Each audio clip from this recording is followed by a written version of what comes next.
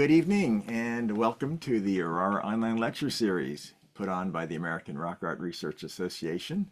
I am Peter Anick, your technical host, and tonight's program will be recorded for posting on our YouTube channel, which can be accessed by the URL www.youtube.com/ARARA all one word.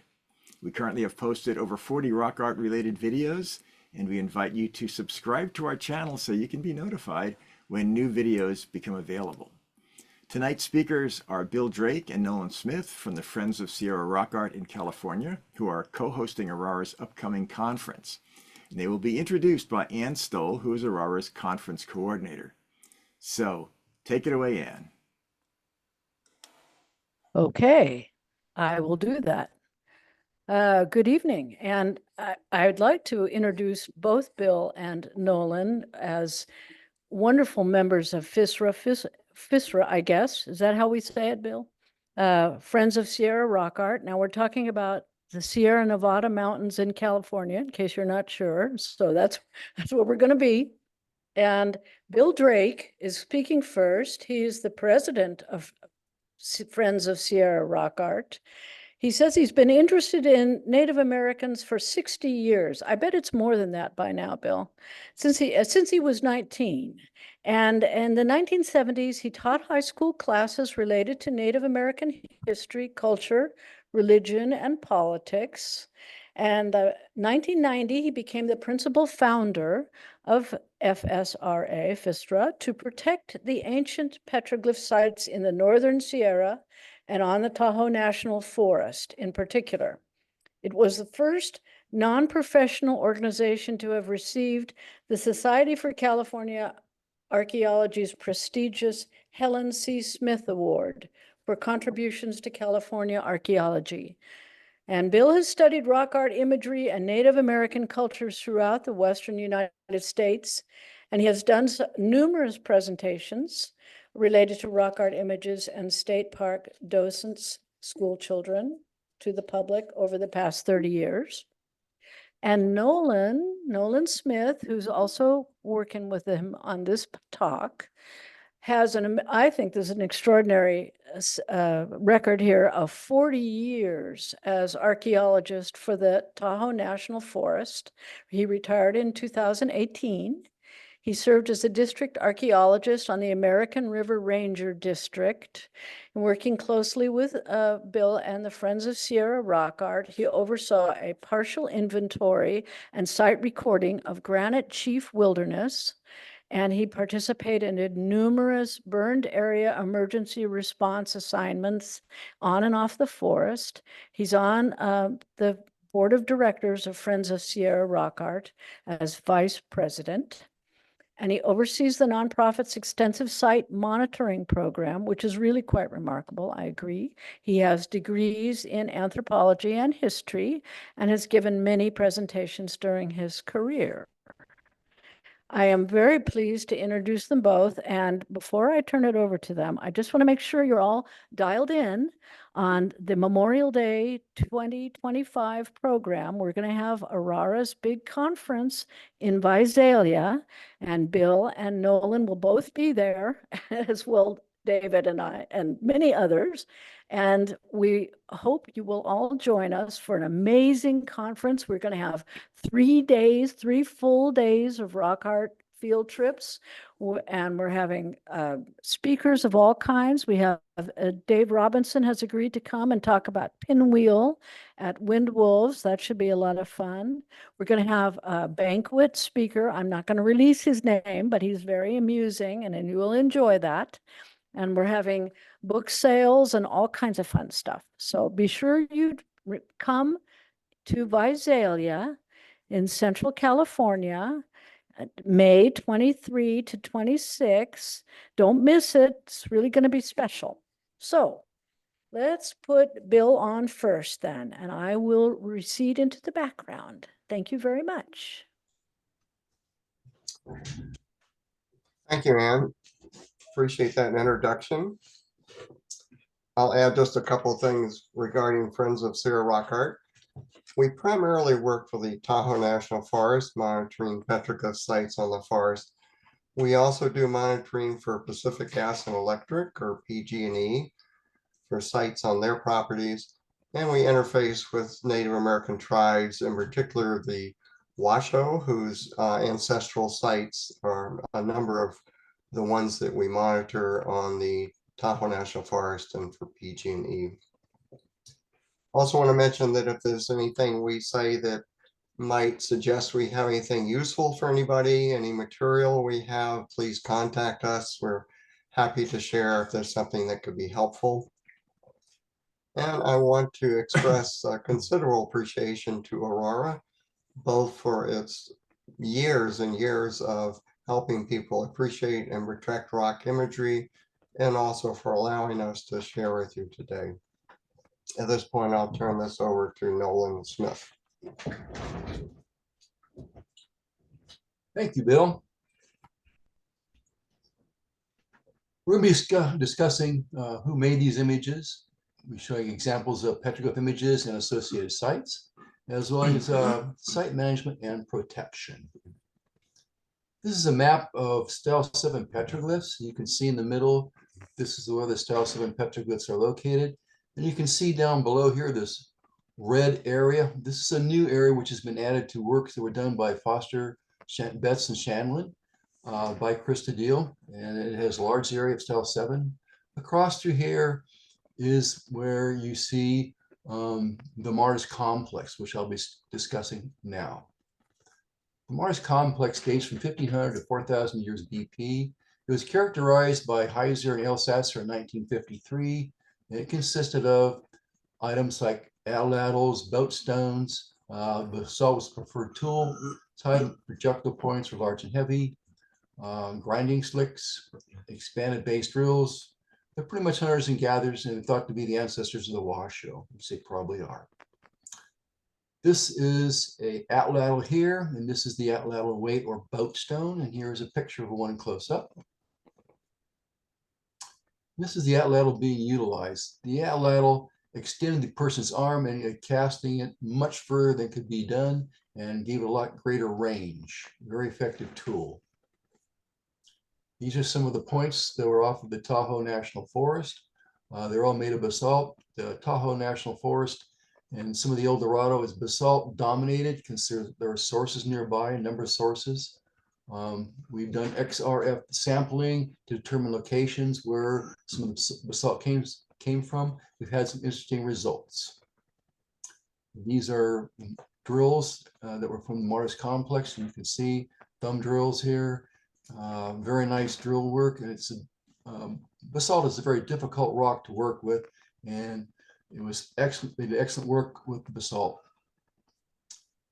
This is the Washoe territory, and you can see the green outline area. This is their nuclear territory. You can see the blue peripheral territory that they also utilized.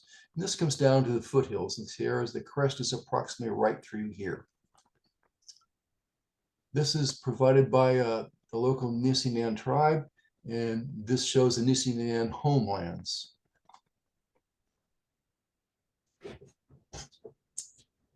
At this point, we're going to look at several examples of rock imagery, several different sites. For the most part, we're going to be looking at Martis Complex sites, or we could say Washoe ancestral sites, but some others as well. This will be covering the orange area of the map that Nolan just showed you. And we'll also share the way we try to look at or think about some of these images. Style 7, I'll read this with you. High Sierra abstract representational. The majority of these petroglyph elements are abstract, consisting of circles, wavy lines, zigzags, and arrangements of these elements into complex designs. Style 7 is the style of rock imagery that's assigned to the Martis Complex. It comes from the work of Louis Sam Pan in his 1966 master's thesis, in which he defined different styles of rock imagery in the Northern Sierra. I'll also mention that the Martis were on both sides of the Sierra Crest. So they were in California, but they also went back and forth and spent time in Nevada. So they had roots in the Great Basin, and their rock imagery could fit under what we currently think of as the Western archaic tradition. Okay, this first site we're going to visit, it's at 6,500 feet elevation. And a lot of the Martis sites are at high elevations. This is in Sierra County, California. When I take a group of FSRA members on outings, I like for them to be aware of what I think of as a sacred landscape. It seems to me that the Martis, like other people, probably had a sacred landscape, that they lived in a sacred world. The landscape around them has significance. Certain peaks or landforms could be special, could relate to origin myths, perhaps, not unlike the Navajo or Dene people in New Mexico. In terms of leading an outing, we do have members sign a confidentiality agreement, also a code of ethics, and of course, a liability waiver. Our outings are always within an educational context, and we avoid sites that are too sensitive for visitation. We're in agreement with Dick Markley, who is the first forest archaeologist for the Tahoe National Forest, and who also encouraged our founding, that outings have a considerable value for members because it helps them appreciate and be passionate about rock imagery and rock image sites and want to help work to protect them. So we're getting closer to the site here. And when we get close to a site, I like to pause the group for a minute and encourage them to be silent for at least 2 minutes, hopefully longer when they go into the site.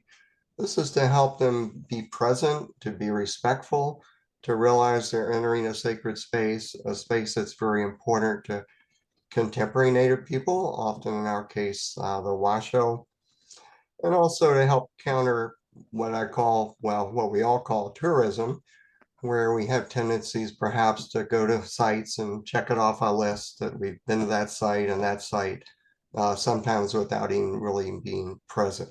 If I have archaeologists with me, I encourage them to forget they're archaeologists, just to see how they can experience a site without that preconception. So here's an overview of most of the outcrop at the site. It's magnetite, which is magnetic rock. And during a thunderstorm, lightning repeatedly hits this rock, which certainly would have been significant to Native people. A little more of a close-up here.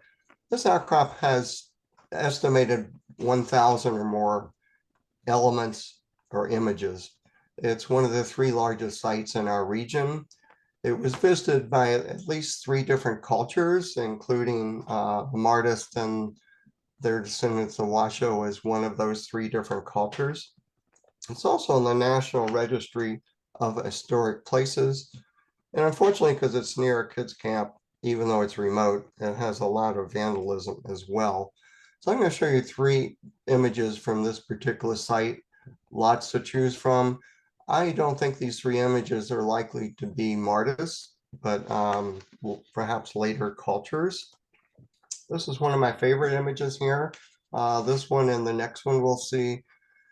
And when I take groups to these sites, I encourage them to do what I call zooming out, where they take an image like this, which is certainly captivating, something we like to take pictures of, as I did in this case, but to step back a little bit from the image, to look at other images that might be around it, associated with it, what we call a panel.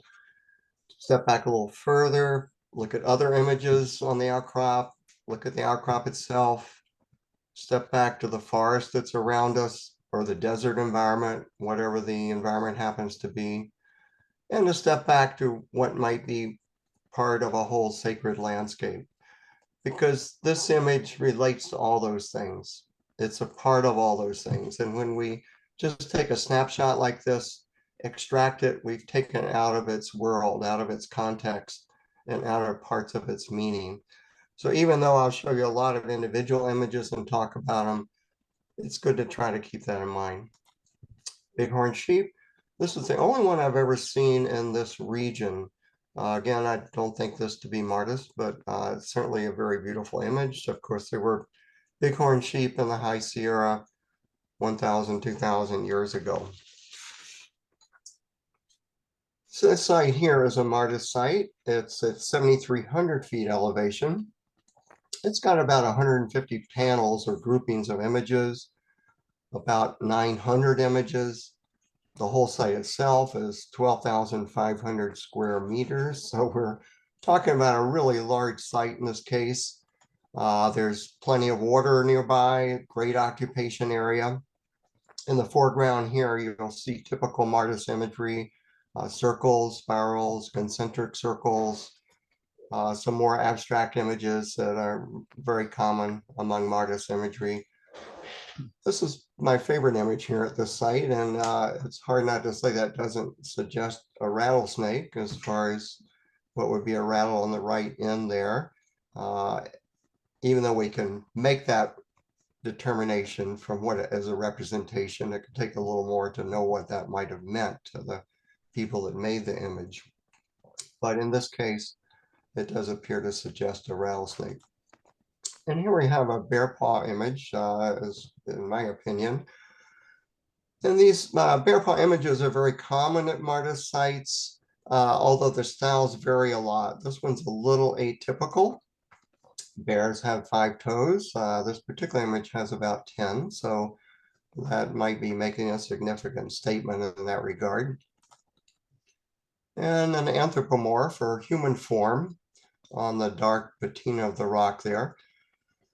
The Martis did not make a lot of anthropomorphs or human forms, although there are several at this particular site. And usually when they made them, they tend to be stick-like figures. And that's another context of this rock imagery to add to the ones I mentioned. It's the worldview of the people that made them, how they saw the world, how they expressed themselves, and how they created rock imagery. They tended to almost always use horizontal or gently sloping surfaces, rarely vertical surfaces, usually on granite in our region, although granite's very abundant. And generally not too many human forms. And of course, this relates to their time period and other factors, but you know, how they look at the world that's different than, say, in the Southwest of the archaic people, the Barry Canyon style, perhaps, if we're going to date them back into archaic times. There's differences in different cultures for sure.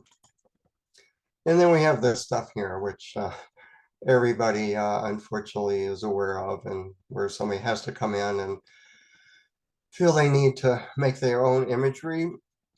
And this is one example of one of the few vertical surfaces with rock imagery. And then, you know, you've got 1,500 to 4,000-year-old images, and people came in and thought they had to put their initials and names right over top of it.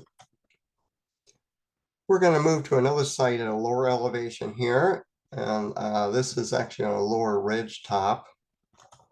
It's got a beautiful view, nice valley to the left there. There's water nearby, a couple of rivers in the vicinity. A lot of our sites have nice views. A lot of them are maybe partway up a hilltop or a mountainside rather. They're not necessarily at the top, but in many cases, they're nice views. In a number of cases, you can see where there are other locations with rock imagery. In this case, there is a petroglyph site kind of in the forest down there near that valley.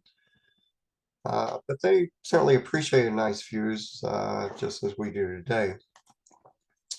There are 45 images or elements at this site, primarily abstract.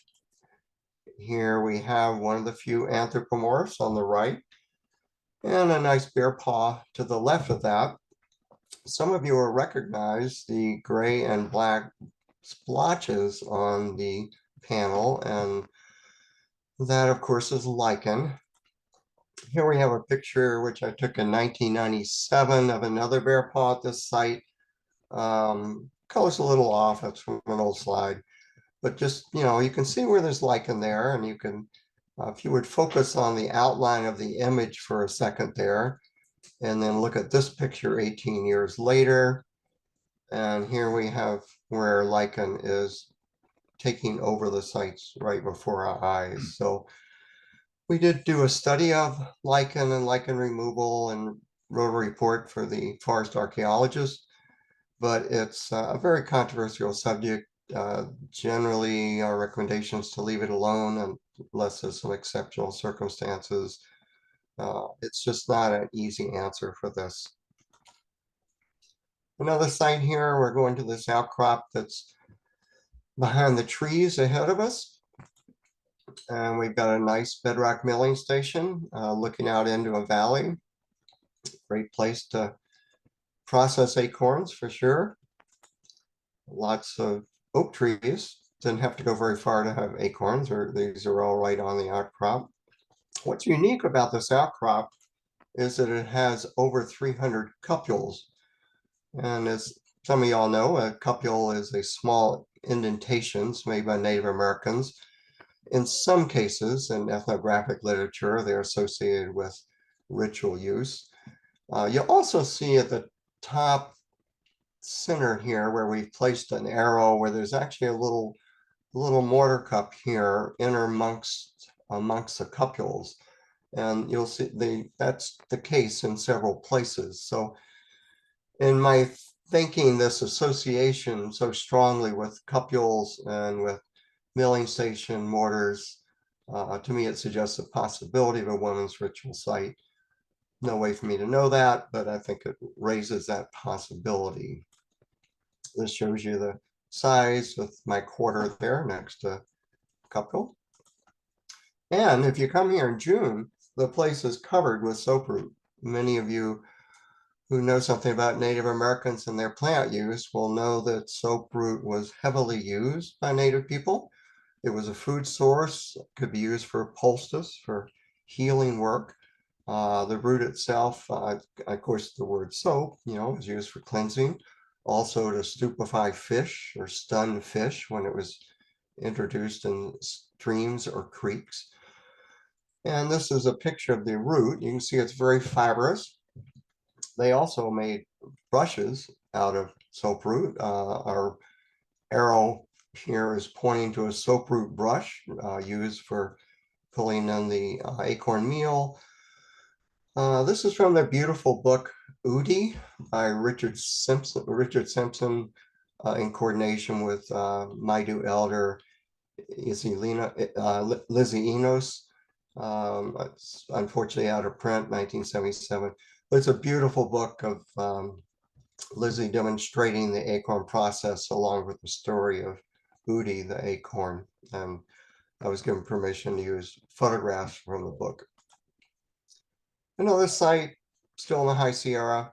The challenge with our rock imagery, because a lot of it is on gently sloping surfaces, is not to walk on it. So we try to take care for that. This is another one of the three largest sites in our region. It's a Martis site. It's also next to the headwaters of the North Fork of the American River. And there are actually about 50 rock image sites all around this region, primarily on private property. So we're going to look at a few images here. This is an old slide, colors off a little bit. But here you have a dark intrusion, an intrusion of a darker rock coming through the surface. And the Martis like to use those to make images. So we put a white line here to help point out where petroglyph lines have been added for claws for what would appear to be a bear paw image. But there are a lot of cases where Martis would take an intrusion and create a design off of that. And you'll see a little more of that later on. It's fairly typical Martis bear paw images. And with Martis sites, there's certainly commonalities. They're all the same style of rock imagery. So you've got that. You've got similar images. Bear paws are very common. There's a lot of variety in that. Sun designs are pretty common, circles, spirals, etc. And also sites have their unique characteristics a little bit. But this generally is a fairly typical bear paw. You'll have 1, 2, or 3 lines going horizontally or vertically. Once in a while, you'll see a square instead of a D-shaped design. But we're kind of going into some bear paw imagery here. This shows you black bear tracks. A little different than grizzly. Grizzly bears were in the valley, but certainly the Martis were aware of grizzly bears. But this gives you the idea of the paw print on the ground. And that's to show you this next slide here. This particular image at the site is very unusual. It's for the most part very accurate in nature. You've got your 5 points where the toes touch the ground. You've got an arch where the claws strike the ground. It's a very unique image, which probably had some special significance, as did this next image. And I'll point out the rattlesnake in the lower left corner, which I photographed at another site. And then you have this, and sometimes I refer to our sites, so that's at another one of our sites. And when I use that term, I'm not doing cultural appropriation. I acknowledge these are not our sites. We didn't make them or have ownership. And if anything, most of the sites are Washoe sites that we help caretake. So I don't want the use of the word our sites to be misunderstood if I happen to use it again. So this was another site. And here you have a petroglyph here. And this is a 6-foot long headless rattlesnake petroglyph. You've got the rattle here on the right, the patterned body, and it's headless. And that's the only one I've seen of that nature. It's very exceptional. Will Gortner, who spent 30 summers studying these sites, he felt this particular image and the last one of the bear paw probably had a very special significance because it was so unique and relatively accurate. And we tend to agree with that assessment. And well, we've got, historiography, so it's okay. This is by Hattie Sproul, 1888. And there's the Sproul name, which some of you are familiar with at the University of California, Berkeley. That was a famous family. This site happens to be next to a soda spring, which of course Native people would really appreciate. But also there was a hotel here in the late 1800s, and people would come up on trains from the Bay Area and find their way to this area for vacations. So that's why we happen to have this here today.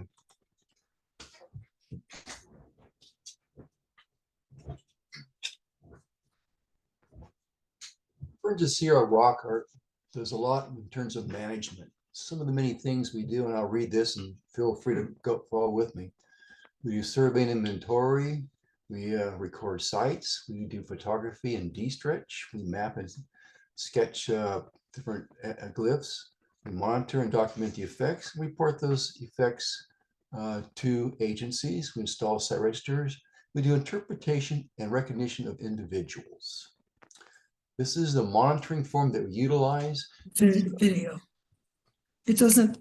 Okay, it's a very good form. We've used it for a number of years, and it has provided the Tahoe National Forest as well as PG&E with good information regarding the status of the various petroglyph sites. In 2024, Friends of Sierra Rock Art monitored 19 sites for TNF and PG&E. We had 48 site visits. 13 monitors drove over 2,000 miles, and they contributed over 350 volunteer hours. So we're a pretty active agency, but group. This is where FSRA is interfacing with the Tahoe National Forest. This is district archaeologist Dave Rigtrup, and this is Amber Nelson at a petroglyph site, and we're looking at a small artifact cache here. This is Bill Drake awarding Carrie Smith, recognizing her for her contributions to managing the petroglyph sites and working with FSRA. This is Carrie at the Rocky Hill site, which will be featured in the FSRA's annual meeting. Aurora, excuse me, FSRA. Aurora's annual meeting. This inventory of the Grand Chief Wilderness of the Middle Fork of the American River in the Picayune area. This is a project which I instigated with FSRA many years ago. This is a picture showing Picayune Valley from a nice viewpoint, nice saddle in the rocks and on the trail in front of us. This is a map which shows you the Middle Fork of the American River as well as Picayune Valley. And the sites are scattered all along through here and up on the sides a little bit as well. This is one of the surveys that we're doing, one of the surveyors looking for petroglyph sites. This is a petroglyph site into here. This also has a lithic scatter associated with it. Again, this is one of our volunteers, and she's surveying, looking for petroglyphs. We looked all over the place. We did a systematic inventory. Prior to this point, Will Gorder had surveyed the area, but he did pretty much a stream site survey, which he found a limited number of sites. And when I proposed this to FSRA to do the inventory, it was within mind. I didn't mind that we do it systematically, so we would not leave any stone unturned, as opposed to just looking for the big sites, which we found a lot of small sites, and some big ones were already found, coincidentally. This is the first crew. And it was in 1997. It was a 4-year project. You can see this petroglyph element right through here. It's got a concentric ring, a bear paw, a circle with radiating lines, sunburst or whatever. It's kind of unique in that we usually don't see things like this right in line together. So there could be some interpretive value that the local Native Americans or Mars peoples might have had for this that we are unable to determine. You can see here there is a like fletching, and here is like a atlatl dart. You can see they utilize the inclusions in the rock, ribbons in the rock, to keep it inside this and make it as part of the petroglyph element. Again, they're doing the same thing. You can see the ribbon in the rock, some kind of inclusion. You can see through here, possibly it had to do with women's female rights, uncertain. One of the things we did here is we did some nighttime photography. Way back when I first started on the Tahoe, I met with Susan Lindstrom, our cultural resource specialist. She wasn't the forest archaeologist at the time. And I met Sam Payne at the same time, and they were talking about doing nighttime photography. And I think he mentioned in his thesis that they utilized that. And we tried it ourselves, and we had limited results to try and bring out the petroglyph elements. But this is one of the things that, for instance, here at Rock Art, we do is try and experiment with things to help better document these. The problem we have with all these elements being on flat surfaces is the sun washes a lot of the elements out, and you get a lot of the pictures, which I have, which have no element on it because of that. Anyway, we have a 4-year field season. We had 97 through 2000. We inventoried 1,090 acres. We monitored over 20 sites. We identified 18 new sites. We had 1,200 hours that were volunteered. This is another project with FSRA in the Tahoe National Forest. This is Byers Lake. The elevation here is roughly 6,500 feet to 7,000 feet. And here's the site from a trail as you're hiking in. This element here, a missing element, is very important. And the reason it's important is that Bill Drake went out, he spent several days camping in to record the different features of the site. And this was after Ross and Maya Growley had mapped the site, and we had their map to go on. And he added additional features to the map. We came back and take a look at it a second time. He found that this piece was missing. And that got us to the point where we were missing a site survey record, which would totally document the site, complete with sketches and everything else. And that led to this project. This is a map that one of the archaeologists on the Yuba River District, Jesse Krautkramer, developed. In this, he listed all the different features, the reference points, as well as datums, so we could keep track of all the work that we're doing out there. This is a portion of the site, and you can look at over a little valley through here. You approach the site from the west. Jesse utilized a tripod and a Brunton compass to map the site, as well as a tape measure. So he started very early morning. First thing we did is we identified all the different features, and then we started in some places where they're kind of difficult to differentiate the two different features, to utilize the pink flagging to do that. And you can see here is the glyph. It's difficult to see, but you utilize D-stretch, pioneered by John Harmon. And I know John's listening, and it's a really useful tool. When I first talked to John about this, he said, well, it's good for pictographs, but not necessarily for petroglyphs. Well, using on granite outcrops, it does become a good tool for us to utilize and brings things out. You can see here, concentric ring, circle, some cross-hatching. Look under D-stretch, and it really brings out some of these images and helps us better define what we have on a site. This is a nighttime. Since I had done this earlier in Picayune, I tried it again, and I also used D-stretch at the same time. And if you here is the element, you can kind of see it's difficult nighttime using D-stretch. Well, you know, we got mixed results. And this is the trail going out of the site to the archaeologists are going back. Some of these kids had never been backpacking before. It was a new experience to them, as well as spending, you know, 3 days and 2 nights on this project. It was very useful, very instructional for them. This is the crew. I greatly appreciate all these people. Missing 2 people, and they were on the trail at the time this photograph was taken. So the Byers Lake project, we identified and located and flagged 35 different panels.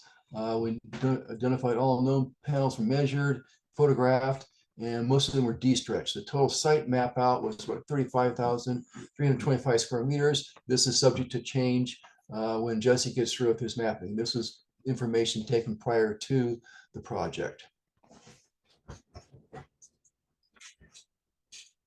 Okay, this next site which we're going to visit, which we're approaching, it's actually one of the 2 or 3 most profound sites that I've ever experienced. It's a 6,500 feet elevation. It's on a promontory with a creek on one side and the North Fork of the American River on the right. The North Fork American River wild and scenic portion is 3,000 feet below the outcrop.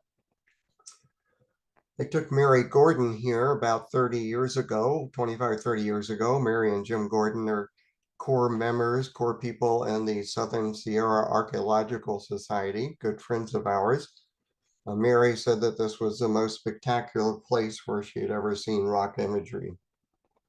I learned about it in the 1980s through an environmental group I was involved in that was protecting the American River canyons.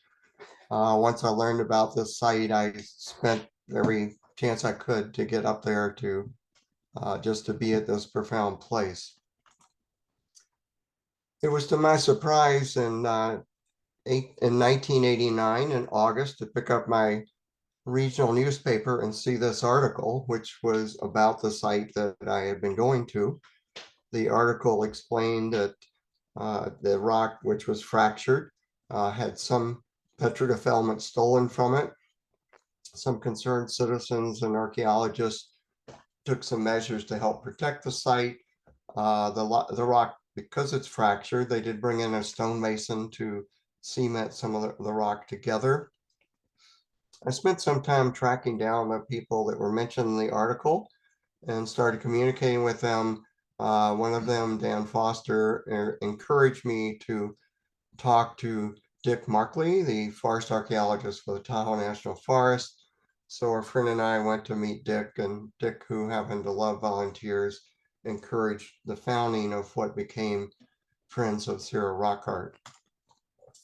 Here's a panel at this site. Shovel gives you a little sense of scale there. You can see a number of particular peaks in the distance, which is common at a lot of these sites.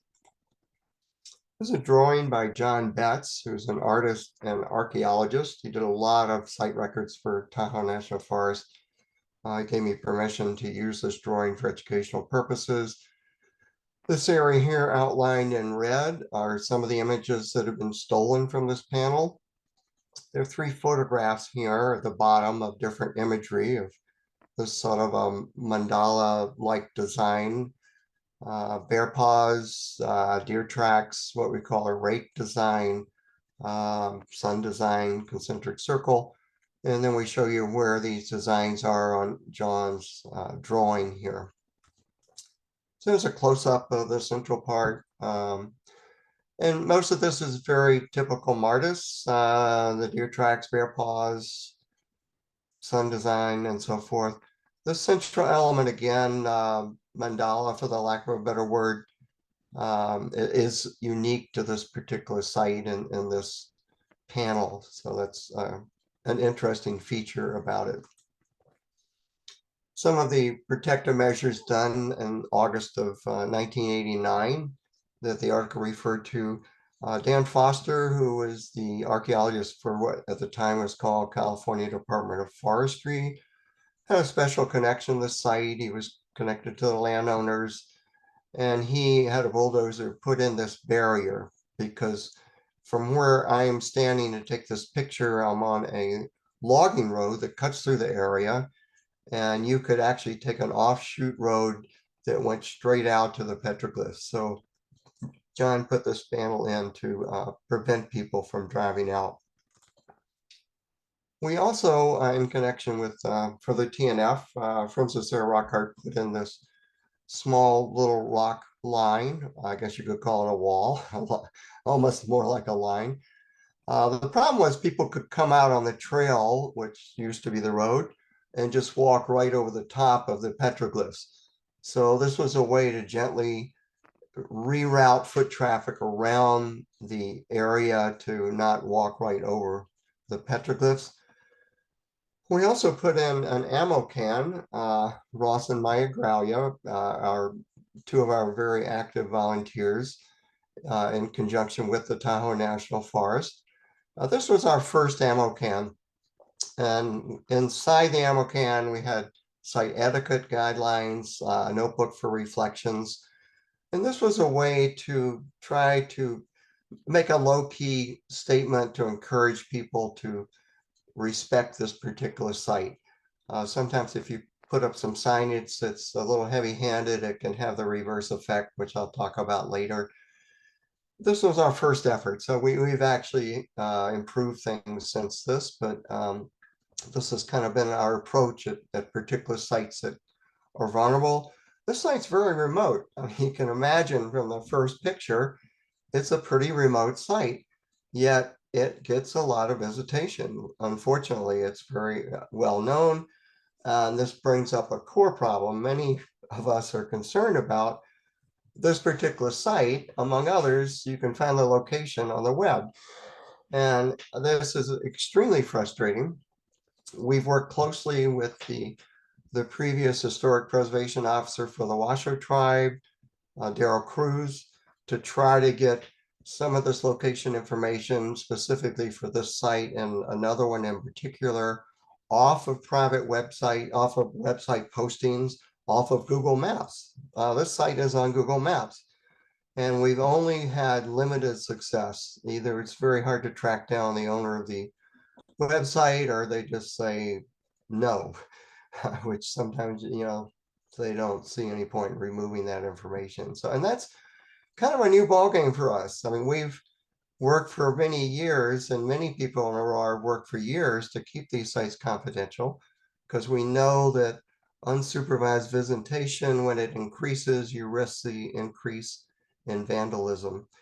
And this is a new ballgame to where we have to try to think ahead, be proactive, and try to discourage vandalism at these particular sites.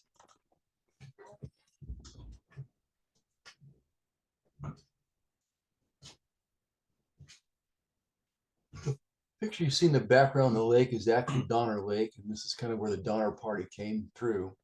At the summit here, it's 71,035 feet. The reason that's important is that this is the Donner Lake site, and where the cursor is going, you can see approximately this area is where all the petroglyphs are located. It's a very large site. The reason we're interested in this site is because the Tahoe National Forest, in conjunction with Francis Sarah Rockart, the Washoe Tribal Council, and the Sierra Alliance, we went through and developed this interpretive sign. You can see we've got some of the elements from the site. We've got interpretation. Carrie Smith, the district archaeologist, she worked with the rock mason and developed this. So this sign could be replaced at any time as necessary. In the location where they're at, this is the old Highway 40. There are lots of traffic in the area and potential for vandalism. You can see here is another bear paw. They're all over the place. Excellent, excellent bear paw. And this is the two wiggly lines. Looks like almost like the head of a snake with this inclusion into the granitics. You can see, abstract, the circle, construct a ring, radiating lines, and capped by another circle. Almost, lines come down like a stalk of corn, maybe, wavy lines through it. A very unique petroglyph element. This is another site we got very involved with. It's on private property, and we were able to visit it in the early 90s. We've been here a number of occasions. It's a beautiful site, a beautiful location. It's on a low ridge top. You can see for miles, not unlike you could have done 1,000 or 2,000 years ago. It's believed that the images at this site are at least 1,000 years old, probably older. I do not know what their cultural affiliation is. At one point, I was told that this site was slated for development. So I contacted the tribal chairperson of the local tribal council, and he was not aware of the site or the development. I invited him to come out to the site, and we met together and agreed to work on trying to develop some protection for the petroglyphs.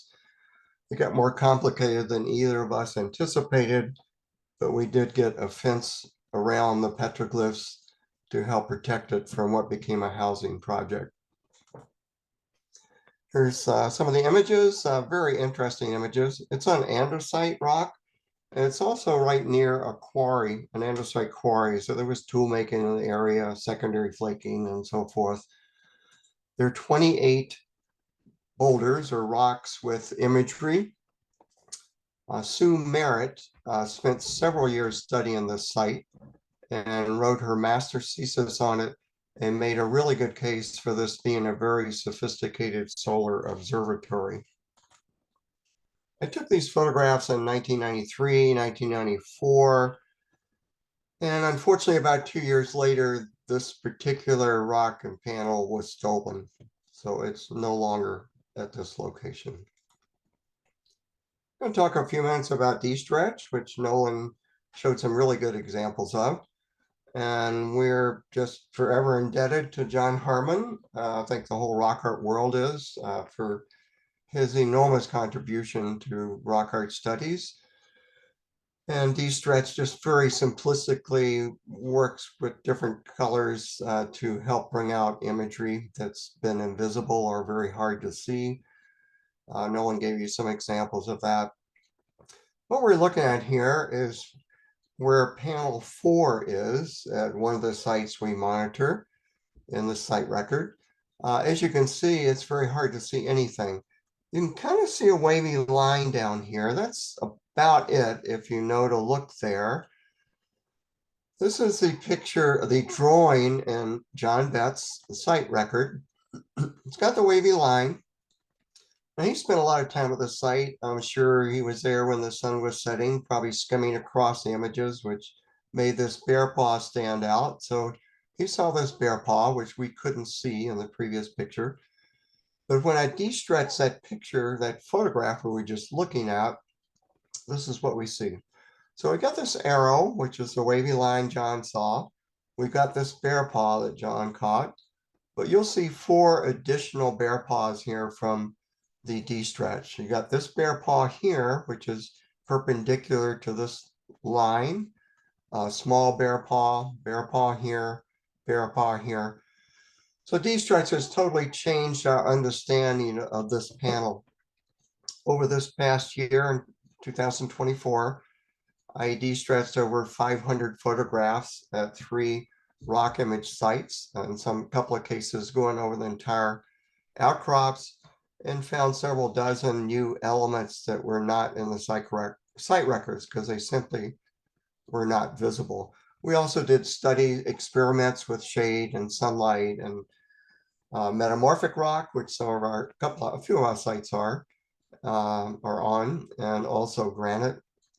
Tends to work well with granite, not as well with metamorphic, but and also in sun it works just as well as shade on at least our granite surfaces. So we kind of learned some things about using de-stretch in our region. Now we're going to talk about a project we did this year. This is the Sierra Academy of Expeditionary Learning. It's kind of a mouthful. It's SAEL. They go by SAIL, which makes it a little easier to say their name. It's a charter school, kind of like an alternative school, if that's something people are not familiar with. And we approached them to do a project. There were two main variables that prompted us in the project we did this year. The first variable was our forest archaeologist, who actually goes by the title of Heritage Program Manager, Carrie Smith. Carrie approached, she used to be the district archaeologist, which Nolan referred to earlier when she was district archaeologist, but for some years now, she's been our forest archaeologist. Carrie approached Nolan and myself and said she would like for us to create a set of guidelines for young people for site etiquette at rock image sites that could be perhaps posted on the Town-Ash Forest website. And of course, Nolan and I thought the best people to do that would be young people. So we approached this school a couple of years ago, talked to a small group of art students. They took on this project, but their results weren't quite workable enough for what we wanted. So we put it aside for a little while. And then the second variable was this here. And what you're seeing here is an ARARA announcement about an upcoming webinar, which happened November, a year ago, with Matt Podolinsky. Site signage, reducing depreciative behaviors at rock art sites. Another way to say that is designing site signage to encourage positive behavior and discourage negative behavior. Matt did his master's thesis on this subject at the Rochester site in Utah. For 2 weeks, he posted signage that had psychological wording that encouraged social responsibility and positive behavior. For 2 weeks, he posted signage that had what we call ARPA language, or Archaeology Resource Protection Act language, which gets more into punishment and law.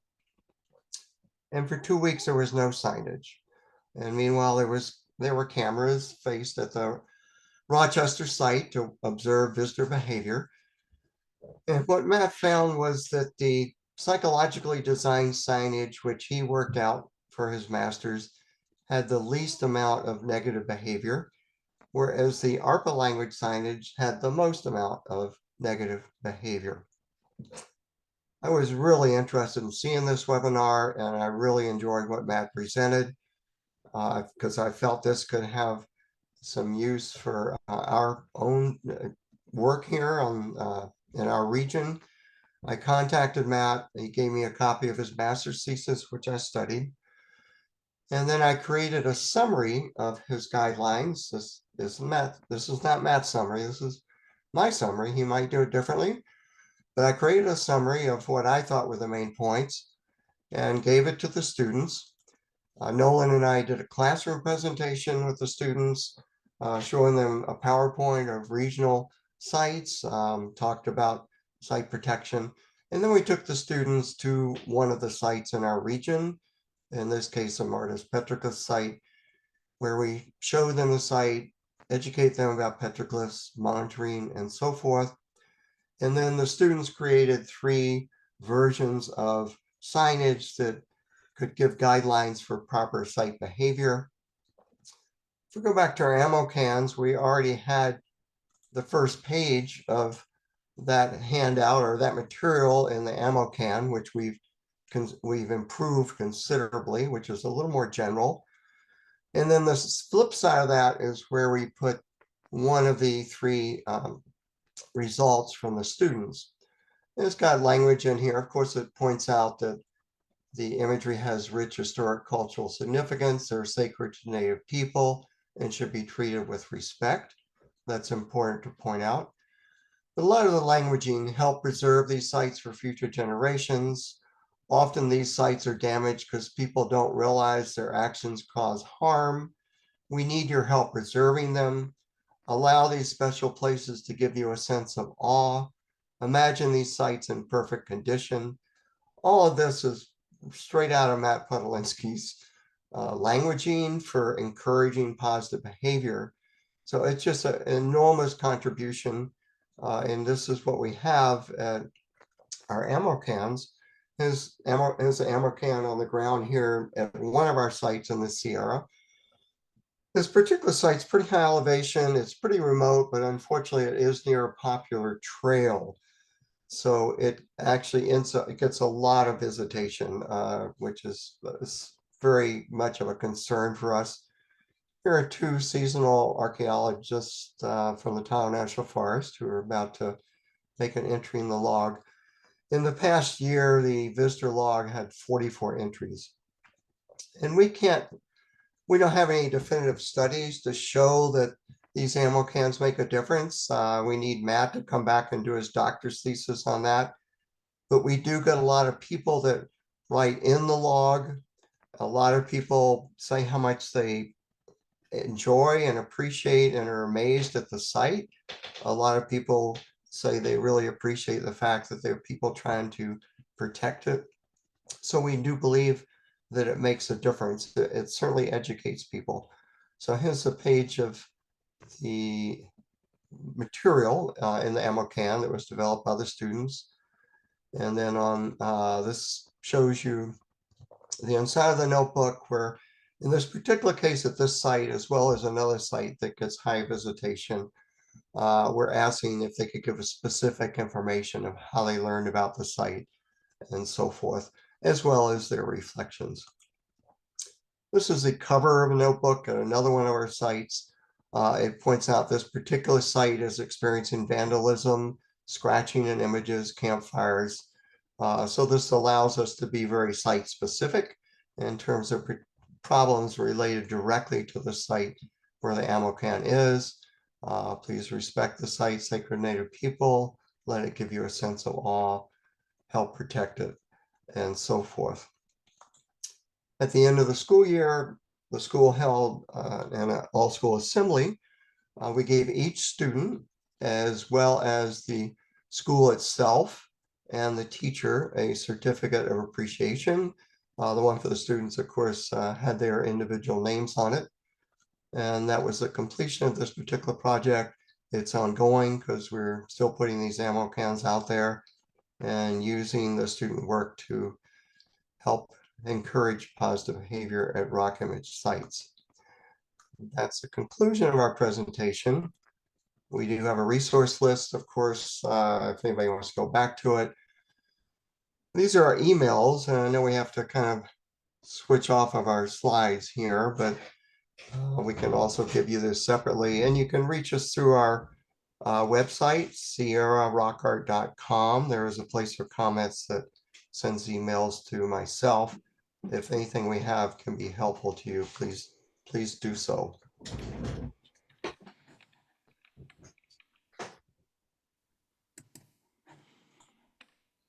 Well, thank you so much, Bill and Nolan, for your presentation. We do now have some time for questions. If you do have a question, please use the chat. Just click on the chat and you type your question in, and I'll pass it on to Bill and Nolan.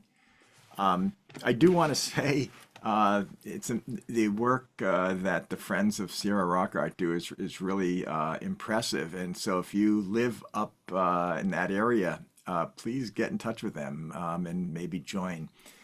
Back around 2007, when I was telecommuting for a while to California for work, I learned about them and I joined the group and actually went up and worked at the Grass Valley site, building more barriers to try to keep traffic and all-terrain vehicles and stuff off of that site. So I guess that's a continuing effort, and we really appreciate all the conservation work that that group has done. So I'm going to take a look at the chat, and we'll see what kinds of questions have come up. Okay, so we got some idea of the elevation. I think you mentioned it. So question is, are they under snow during the winter? Yes, definitely. Yes.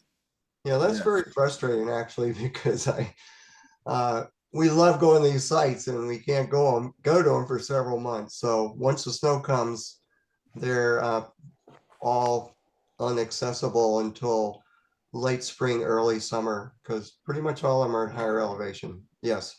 Mm. And they obviously, the Martis people would at that time go to a lower elevation over to the east side or whatever. So Yeah, so speaking of the Martis people, did a lot of these sites that we've seen look like they're in, wide open public spaces? Were there occupation sites close to these, or were they separate from where you find petroglyphs? It'll be seasonal usage.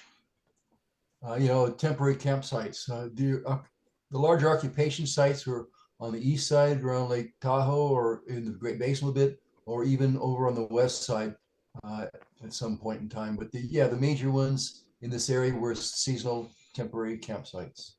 and they were obviously utilized for centuries and centuries and centuries. So they returned to these sites over and over a period of a couple thousand years. Yeah, and do you see differential repatination on these sites? A lot of the patination seems to be about the same, at least from the images that I could see. Are you able to use sort of the amount of repatination to get a sense for which images are older? No, we don't see No. much repatination at all. Out in the Great Basin, you do see that quite extensively, but not here. Yeah, so And I've learned at different areas, patination takes a varied amount of time, sometimes a really, really long time, as some people know. But a lot of sites are very faint. A lot of imagery is very faint and very hard to see. Some of them, that site at the beautiful North Fork River Canyon, happens to be deeper than most sites for whatever reason. That imagery is pecked a little deeper, which makes it a little more visible. How visible images are at different sites varies, but a number of them, they're very, very faint. And obviously, as you can see, we use D-stretch to bring a lot of them out. But it's a little hard to say with patination in this case. yeah, so granite patinates differently, I guess, than what we see elsewhere in the desert with the desert varnish. Um, I'd like to say that I remember those nights camping or those days camping with Nolan in Picayune Valley, and it was really exciting to search for petroglyphs, find new sites, and that was all before D-stretch, right? So Yeah. very cool. Yeah. John Harmon was very involved in a number of our outings in the 1990s, and certainly the project Nolan talked about in Picayune Valley. So John's an old friend of ours. Yep, I remember camping with him out in the Sierras on one of the outings, and he showed me this strange thing that he had done to his camera to get better photographs of rock art. And at that point, I had no idea it was going to turn into such an important invention. Let's see, here's some other ones. Okay, a question about that bear paw with the lines that you showed early on. It had so many toes. There was a suggestion, could that have been a basket? What? Basket. Oh, I can't say. I can only say that I think you're talking about the one which had 10, Yeah. looked like 10. Maybe so. That was my assumption on the representation, that it might have represented a bear paw, and I could be wrong on that. I guess that's possible. I guess with 10 toes, it could be Yeah. 2 bear paws right next to each other. That was my thought too. It could be two overlapping, but hard to Right. say. Yeah. Yeah. Yeah. And we actually de-stretched it to try and tell if that was the case, if there were 2 bear paws, because Nolan had questioned that himself. And the de-stretch, it wasn't apparent whether it was or not necessarily. So, but that's another possibility. So, yeah, and something I meant to mention, for me, a lot of this is a mystery. With a lot of the imagery, there's a certain degree of mystery to it, and that's something we're asked to appreciate, hopefully. Certainly, a lot of times I'd like to know what went through some of the ancient people's minds in making some of these things, and sometimes it can be more apparent than others, perhaps. But yeah, there's also an element of mystery and with that particular image and other respects as well at times. Yeah, so speaking of mystery, I guess California is one of the few places where there is some ethnography regarding cupules. And I noticed that you were remarking on the fact that you somehow have these larger mortars associated with the cupules. Is there any ethnography that talks about the mortars in that context? I mean, might they have been used for medicine or something that could be more of a spiritual thing rather than, dealing with food, let's say? Yeah, I don't know, and certainly cupules could be used for grinding herbs or something. Small cupules. It's my understanding that mortar cups interspersed with cupules is a little unusual, but that's just something I remember from years ago, and that may not be correct. But I do not know of ethnography information that would help give more light on that. Okay, someone asked about Podolinsky's thesis and your signage. Is it possible to get a copy of both of those things? That you'll have to ask Matt, and I did want to mention that, and Matt is on I think he's in the group here, so he might put that in the chat if that's the right way to do it. I did want to mention that ARARA still has that webinar on their website, and I'm not quite fine. It's under recent videos. If you go to the ARARA website and find their links for their YouTube page and go to videos and then go to recent, you'll find Matt Podolinsky's webinar at that location. But like I say, I think Matt was tuning in, so maybe he can give information about how to access his master's thesis or whatever. Yeah, so Matt, if you are listening in, if you want to put information in the chat, I can let people know how they can get a copy of your thesis. And then as far as your signage as well, which was inspired by that, how would people, I guess people can contact you. Yes. Yes. Yeah, and my email is billdrake2@gmail.com. billdrake2@gmail. I don't know if you want to give yours, but Yours men's is simpler. Yeah, it's Or like I say, you can go through sierrarockart.com. I'm happy to send you anything we have if it's useful to anybody. Can give you my summary of Matt's material. Keeping in mind that I can't speak for Matt. Any copy of our materials we use in the ammo cans, anything else, we're certainly want to share that if that's helpful to anybody else. Yeah. Yeah. So there was if you go back and review this video after we post it, it'll have the information from their slide of how you can get in touch with the Friends of Sierra Rock Art. Yeah, it does have our our emails and website at the very end. It's all there. Yeah. Yeah. So kind of along those lines, do you have any other examples besides the one that you talked about when you consulted nearby tribes for their input to your work? Or getting them involved in conservation efforts, etc. Oh, in terms of involving tribes in our conservation work, is that the question? Yes. Sure. And we've actually talked to the previous historic preservation officer looking at the possibility of him or someone helping out on the Fires Lake project, but it didn't come to fruition. So But that's certainly we like to do when we can, and hope to do that in the future. So, but yeah, certainly if we have a large project or a project with several people, then we could try to work with that. Okay, so Matt says he is happy to share his email if you want to get in touch with him. So you can contact him at matt, dot Podolinsky, which is Podolinsky at gmail.com. So there's your answer as far as getting a copy of his thesis. So you can contact him there. Other people have asked about contacting you for various interests they have. And like I say, I think you just can review this video and you'll see on the slide how to get in touch with them. So it's great that there's so much interest in your work, and hopefully, you'll hear from some of these people that are asking about how to get in contact. One other question, you did mention the lichen issue. And you run out to that. I'm in the New England area, and we run into that same thing here as well.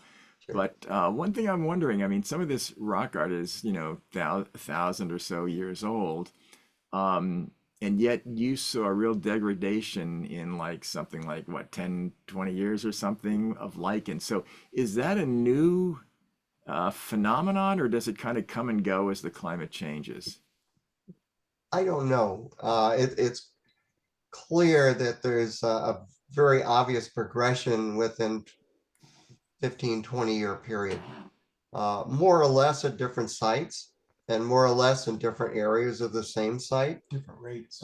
We see it at the site that I showed over the North Fork of American River Canyon. There's lichen there that's gradually covering that outcrop.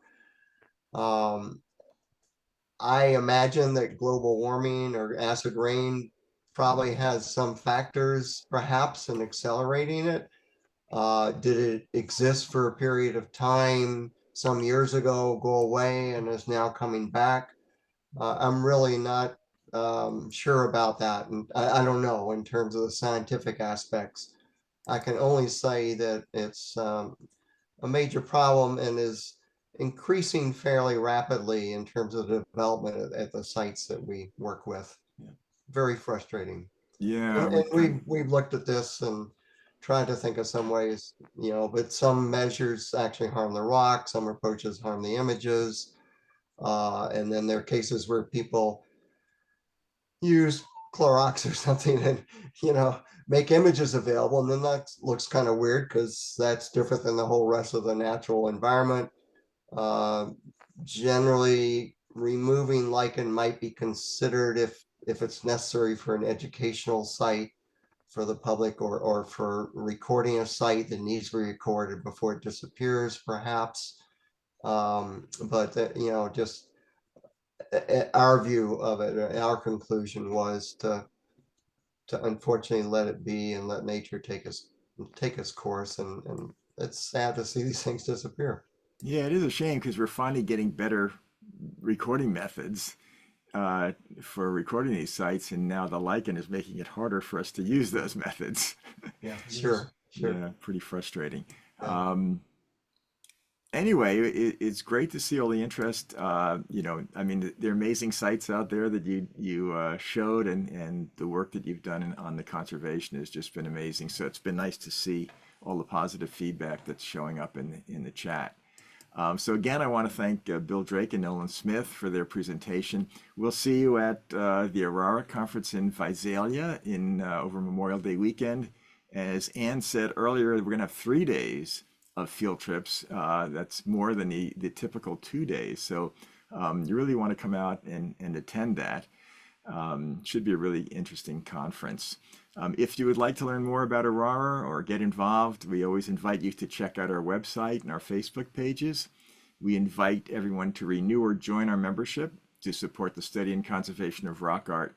And renewals for 2025 will be starting on January 1 and last for the year. So we hope that you all join up or renew, enjoy our videos, and until next time, enjoy the holidays. Good night. Real quickly, Thanks. Bill and I would like to thank Ross and Maya Graulia for their contributions to Byers Lake, as well as Apician, as well as John Harmon for his contributions to us. And working with him has been an absolute pleasure. They're awesome people, and we thank you all. And thanks to for Aurora, attending. Yes. for sure. All right, great. All right, thanks. Good night, everybody.